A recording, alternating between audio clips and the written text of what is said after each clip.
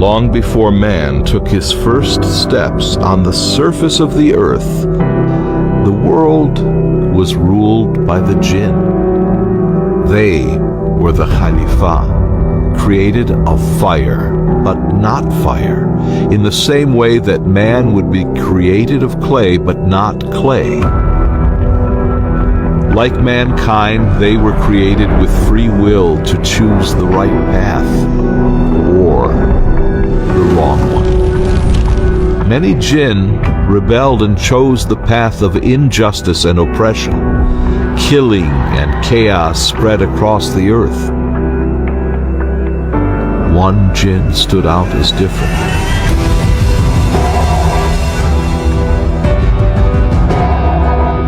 And he was given a place among the angels.